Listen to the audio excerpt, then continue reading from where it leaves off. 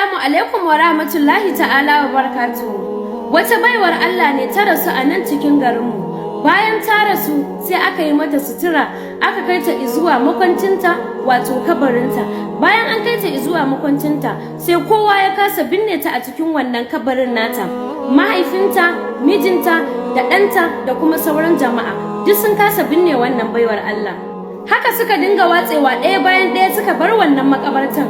Ka ji abun al'ajabi, sai ɗanta ne kawai ya rage bai tafi ba, lallai ɗa da uwa sai Allah. Yaron nan nata yana tsaye akan gawan mahaifiyar shi, can sai ya ga wasu mutane guda biyu sun bullo masa, sai suka ce masa ya tafi ya bar gawan, su za su rufe, za su sa ta a cikin kabarinta. Sai ya ce za ku rufe ta, suka ce idan ka juya kana tafiya kar ka juyo. Ya ce to. Yaron nan sai ya juya yana tafiya zai bar wannan makabarta, yana cikin tafiya sai ya ji ƙara da ƙarfi, juya wanda zai sai ga wuta yana tashi yana sama. Shi yaron bai iso gurin wutan ba, daga nesa kawai tururin wutan ne ya taɓa shi, amma jikin shi gaba ɗaya daga saman kan shi har duk jikin shi sai da ya ɗaɗɗaye. Haka aka ɗauki wannan yaro zuwa asibiti, ita kuma wannan gawa babu ita, ba a ga gawan ba ma a bakin ramin. Allah kaɗai ya san me wannan baiwar Allah take aikatawa har aka kasa binne ta a cikin kabarinta. Wannan lamari sai dai mu ce inna lillahi wa inna ilaihi raji'un.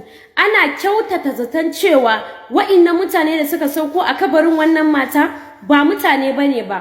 An fi kyautata zaton cewa ma mala'iku ne. Ni da kaina na je har asibitin na kalli wannan yaro da abu ya faru da mahaifiyar shi. Gabaki ɗaya jikinsa ya ɗaɗɗaye, fatan jikin shi duk ya cire. Ko awa ɗaya yaron nan bai yi a duniya ba, ya mutu ya bar duniya. Allah kaɗai ya san me wannan baiwar Allah take aikatawa a gidan duniya. Har yau dai Ubangiji na nuna mana ishara. Wallahi mu ji tsoron Allah, musamman ma mu mata. Allah ka ba mu ikon tuba kafin mu bar duniya. Allah ka gafarta wannan baiwar Allah da ta rasu. Gabaki ɗaya wannan lamari da ya faru ya sa na ƙara ƙin duniya da ƙyale-ƙyalenta da kuma abin da yake cikinta. Allah kai shaida ne. Ina tsananin ƙaunar rahamarka, haka zalika ina tsananin tsoron azabarka. Wai shin duk wannan abin da ake yi ba neman duniya ba ne? Duniya in ma ka same ta a nan za ka bar ta, ka yi ƙoƙarin neman lahiranka. Idan ma ka yi mai kyau don kanka, idan ma ka yi mara kyau don kanka, babu ruwan Ubangiji, hatta ibada da kake yi don kanka. Ga duniya nan a shimfiɗe, ka aikata duk abin da ranka ke so in baka jin kunyan Allah. Akwai ranar da zaka girbe shi. Allah ya kyauta.